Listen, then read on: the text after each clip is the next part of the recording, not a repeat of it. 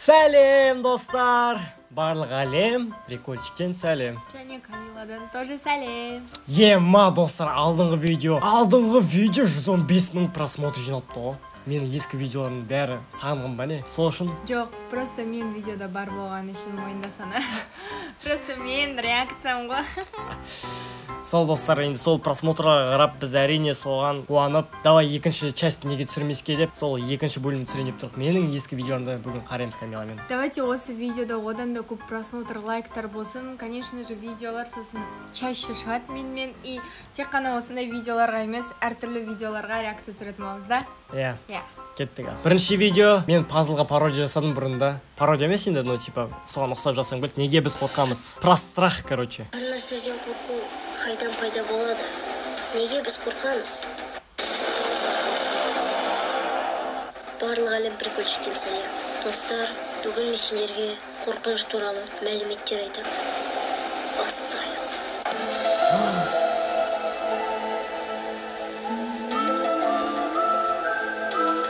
Бұл кезде сенде қазақша шрифттар болмаған ба?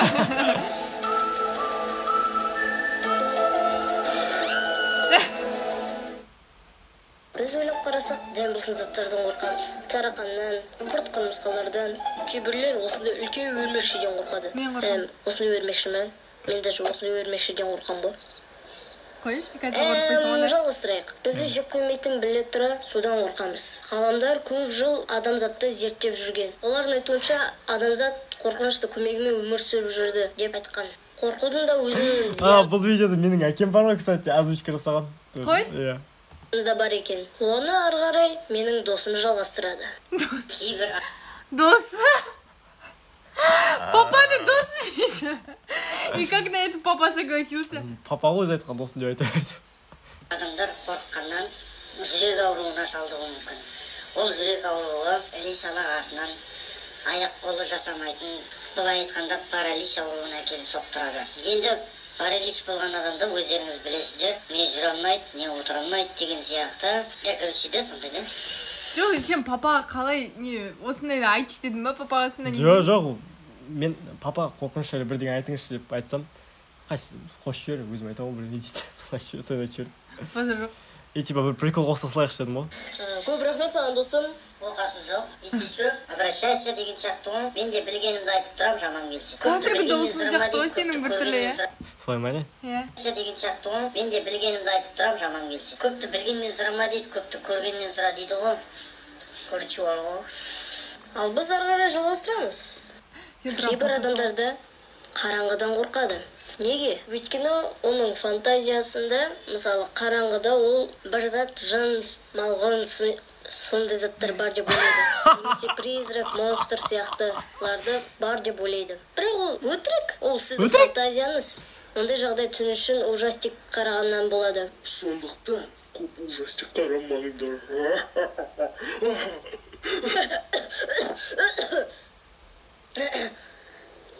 Ой, ацаца ішіп алуым керек еді. Сен қорқытып та білмейсің ғой. Жапшы аузыңды. Менің каналымды өзім білем. Жақсы.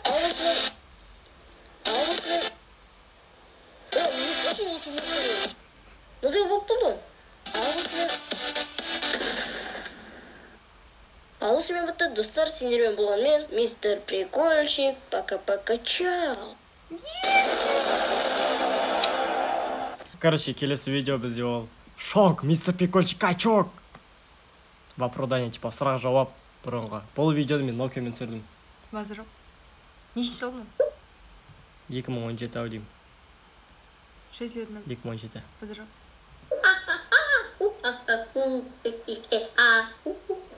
Мен 2010-де выглядела взрослее, во-первых. Во-вторых, у меня был Samsung J5 2017.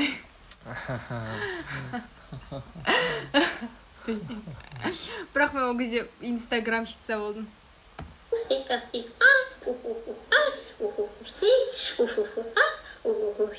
Отыра видеоларға берген ба?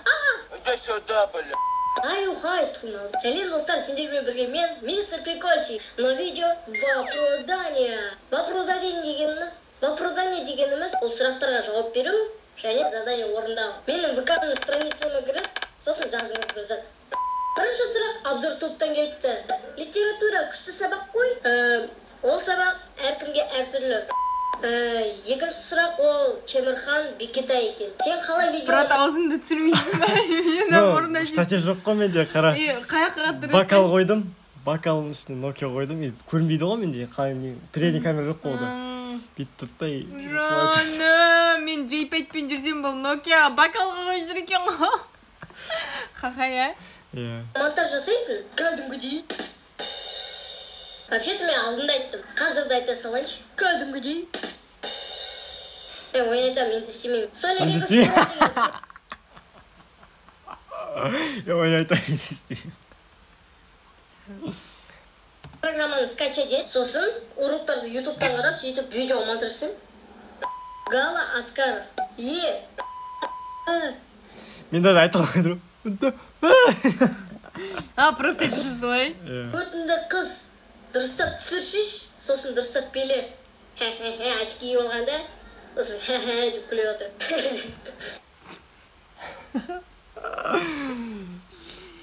Такой маленький, черненький. Ол деген не ол? Дұрыстап сөйлеп білесіңдер ме? Дұрыстап білесем, дұрыстап білей. Түт-түт-түт. Че, житничка соқисам не яқтым білесің бе? Гер MC Геродов. Қиялайдан болдым ба? Жетінші класста. Иә. Науа мен жетінші класста білесің бе? Көрсеттім ғой? Қазір көрсетіп жүрші, мен просто монтаж жолға келдім. Алдында көрсетпей қалдық Камиланың суретін. Жетінші класстағы. Қазір көрсем мен... Жетінші класста мен қандай болдым, ол қандай болды. Ол мен жетінші класста. Видите, как будто взрослая девушка. На Нурбулат Черныш. Нурбулат у нас черный пацанчик. Прикинь, екеуміз пара бар. Осы кезде мен сені көрсем, я бы думала бы. Анда менсінбейден. Гер MC Геродов. Думаю, ты станешь популярным. Я об этом знаю. Геродок молодец, он предугадал. Мен ойлаған жоқпын мынандай болады деп. Стал популярным, но не богатым. Привет, вот мое задание. Возьми соль, насыпь на воду и выпей, если сможешь. Смогу. Сделай колесо, и если сможешь... Смогу деп достиген жоқпын. Я, это мой тролль. Мен тролль ететім осылай. Мостик. Очень смешно. Да смогу я. Это же просто. Ну, вроде как бы. Сейчас я выполню твое задание.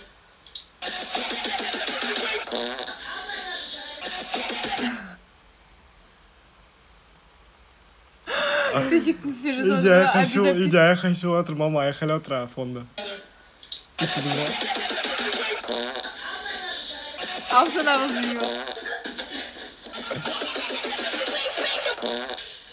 Ақажаға түсір отқан. Если я буду себя так вести, я никогда не могу сделать мостик. Поэтому я попробую вот так. Мықты оршан тәуір ғой қазіргі оршаннан қарағанда. Ақажан қаяқта түсір отыр.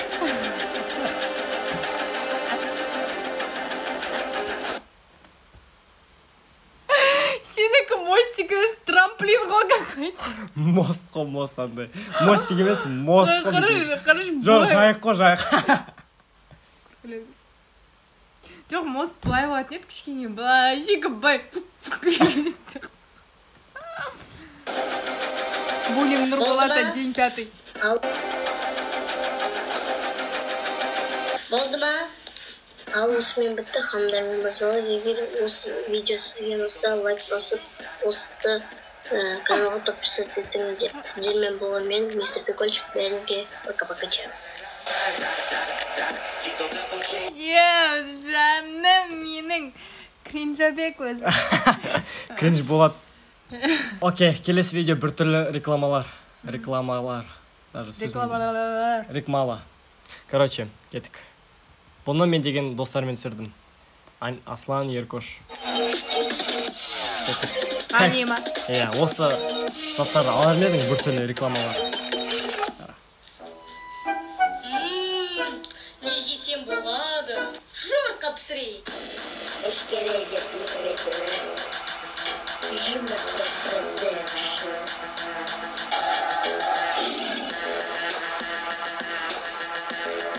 Сен не істеп жатсың?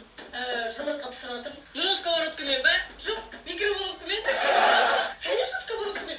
Одан да сен X3, 0, 1, 1, 3, 1, а бір 3, 4, 5, 6, 7, 10, X, Y, T, S, T, B, A, my. 2 hours later. 5 жаңы 0, 5, 6, 7, 8, 9, 6, 9. Деген компаниясын ZTN. Не ба? А? 69. Познал жизнь, ну. Я даже не знала об этом. Или фиксим, продакшн, или фиксим, деген кәрілкісін ашиш, әмі кәдімгі кәрілкі ғой. Я сейф нашел, сейф!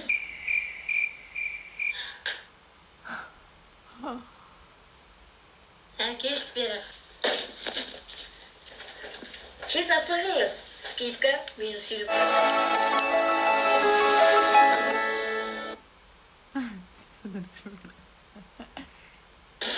Натуре бір түрлі ма? Көрді бә? Сол, алдыңғы бір түрлі әңгіме деген. Иә, суда қолтығы жыртық қой. Содан бері жыртық. Хотя жауап қою жоқ дейсің ғой. Футболкам тесі, енді не істейм? Түсіндім, мистер Пропер.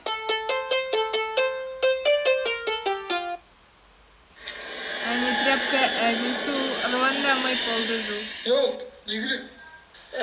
Маған киімді тік бересің бе? Мен вообще-то үй жинайтынымды білесің бе? Мен тесікті тікпеймін. Үйді жинаймын. Не, мынау тік тұра алмайсың ба не? Өйкі. Жоқ, тоқта. Ласканы кесіп. Мен білемін не істеу керек. Не істеу керек? Савканы тік. Стой. Инемен тік. Инемен тік.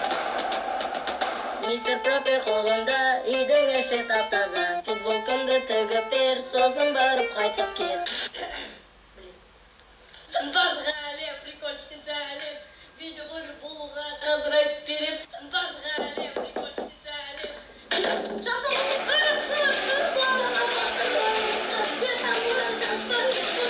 Бұл жағдай сізге таныс па?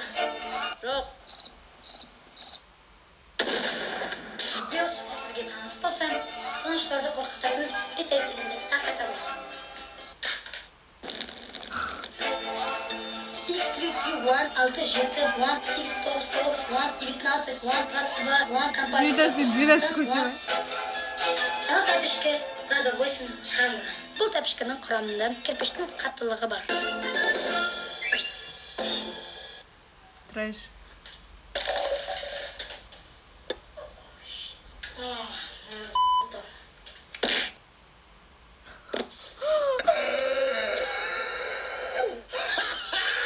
Тәпішке 228. Тонаушылардан қорғайды, аяғынды сақтайды. Осы рекламадағы біз аттадым. Опять инфо-цыгане, на видео другая тапочка, на рекламе другая тапочка. Барлығы өтірік, ешқашан осындай товар сатып алмадым. Хотя осындай затты сіз намыс өткеннен дейін тезірі сөйлеп жатырмын. Сосын бірдеме, шірдене. Ал егер осы видео ұнаса, осы видео... Жестко. Я оцениваю это, да, 10 из 10. Бұл рекламада заттар алатын бедіңіздер деп қойсың. Я алатын едім. Это лучший маркетинг. Маркетинг появился в 2012 году, люди дома отсырам. Кстати, мен реклама жасап жүрмін ғой, сол үшін ғой, сол опыт қой пайда болған менде маркетинговый. Сен даже қазірде де қолданасың ғой, бүйтіп шук дейтінді білесің бе? Мына видеода қолданғансың ғой солай. Кеттік ал, қыс жайлы. Но интроны өзім істедім менде. Хочешь? Ну ты добавил элементы. Да.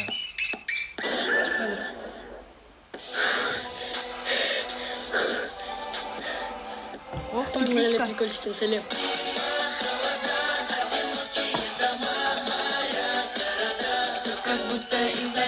Қалайсыңдар достар? Бүгінгі тақырып қыс деп аталады. Қыс келдім, көне кесе салқындадым, жаңа жылда жақындап қалдым. Енді қыс туралы әңгімелесейік. Жаңа жыл, аяз ата. Камера улучшилась, но фокус не то. Каникул. В общем, түсіндіңдер ғой. Енді демалыстар көп болады. Қысқа 90. Шынымды айтсам, мен осы айда қар жауғанды күтіп жүрмін. Білмеймін сіздер қалай екен, бірақ ақтаулықтар мені түсінетін шығар. Мысалға, Астанада адамдар қар жауғанын көрсе, Уже снег идет, что ли? Ну нифига. Минус 10 градусов. Офигеть. Значит, я сегодня на работу не пойду. Все. Ну, значит, ақтаулықтар былай көреді. Далада қажауып жатыр, қойшың ба? Әне, жауып жатыр. Әр қалада қыста әртүрлі өтеді. Достар, білесіздер ме, менде Инстаграм бар, соған тіркелсеңіз де болады. Ол жерде мен канал туралы қызықты жаңалықтар айтамын. Аватарка топ просто. Жанболович. Бірақ ол ұзақ тұрды ғой, да, ол сенде осы ник. Иә. Ұзақ тұрды. Мысалға видео шығармашпай екен айтып отырамын, және де ояқта анасында өзімнің фотоларын салып отырамын, так что тіркеліп кеттіңдер. Барлықтарына қыста жыныңызға тиетін жағдай. Далада көктайғақ болғанда. Что за музыка?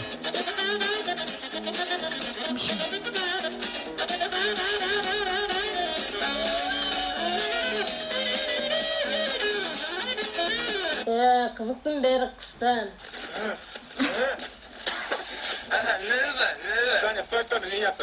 Вывез за счет других видео. Ол тек қана басы ғой, одан кейін аязға, қарға жабылып кетсе, қыс тез бітсе екен деп армандаймыз. Қашан бітеді мынау? Артында қар жоқ дейсің. Масаларды сағынатын болдық қой. Достар, комментке жазып кетіңдер, сендер көп жаз ұнай ма, әлде қыс ұнай ма? Маған просто қызық. Мысалы, маған жаз ұнайды. Ал қыс маған өзінің атмосферасымен ұнайды. Видео қысқа болып қалғанына кешіріңіздер. Оның өзінің себептері бар. Уақыт жоқ. Және де идея жоқ. Ал сендермен болған прикольчик. Пока-пока, чау.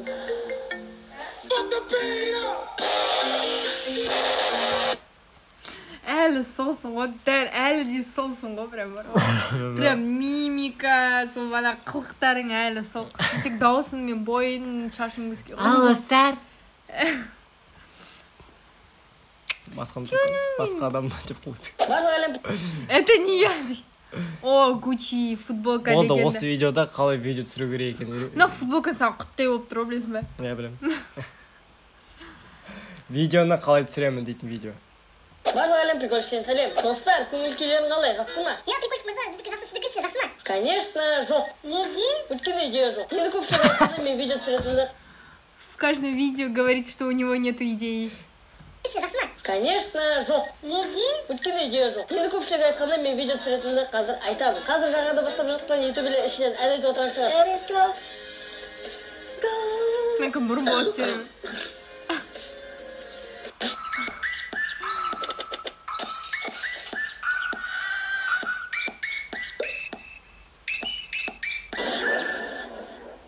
Ең алдымен әрбір ютуберлерге керек зат, видеоблогерлер. Оның көмегімен видео түсіреді. Ол әрине ручка. Ал сендер не камера деп ойладыңдар ма не?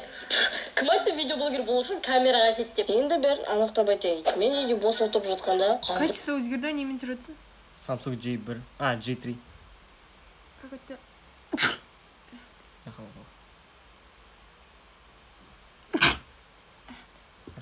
J3. видео түсірсем болады деп ойлаймын. Бір кезде менің басыма бір ой келгенде, яғни идея келгенде, мен сол идеяны ұмытпау үшін телефоныма сақтап жазамын.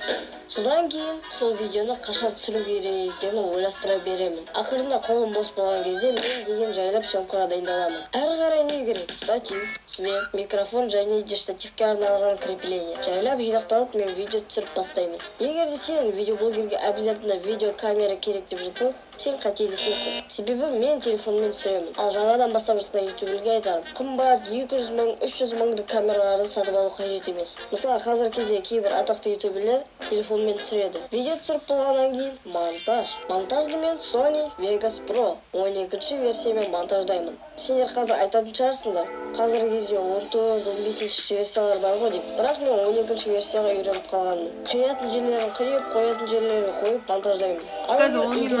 Жұмысымды ертеңге қалдырамын. Видео монтаждап болғаннан кейін обработка. Обработка аяқталған. Рендер деген сөзді білмейсің ол кезде. Мен превью жасауды қатты ұнатамын. Мысалы, маған қатты ұнағаны осы. Так, видео дайын, монтаж дайын, превью де да.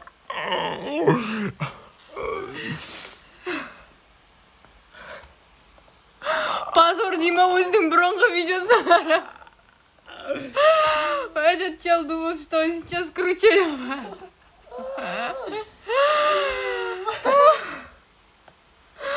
Интересно, сен болашақта қазіргі видеоларына кринжовать ететін бе екенсің? Жоқ па уже? Оны кринжовать етпеймін мен. Мен Қысқасы айтқанда кринжовать етпеймін мен. Маған қатты ұнағаны осы. Так, видео дайын, монтаж дайын, превью де дайын. Енді ютубқа апару қалды. Ютубқа апарғаннан кейін мен сендердің өте керемет комментарияларыңды оқимын. Итак, сонымен сценарий жазуға 40 минут, съемкаға 4-5 сағат кетеді. Монтажға минимум 5 сағат, ал максимальный уақыты 1 күн. Превью жасауға 5 минут. Ал ютубқа апару 10-15 минут. Мінеки достар, сендерге мен видеоны қалай түсіретінімді айттым. Ең сол менің еңбегімді бағалау үшін на картина легенда артта тұр. Достар, осы видеоға 5000 лайк жинап тастайық. Сендермен болған прикольчик. Не такой красивый, симпатичный такой, я не могу. Покачау, және де 60-ға рахмет. Па.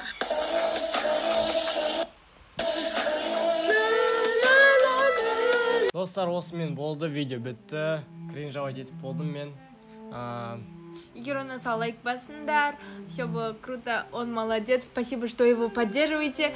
Поэтому давай, пока. Сендермен болған мен, мистер Прикольчик. Пока-пока, чао.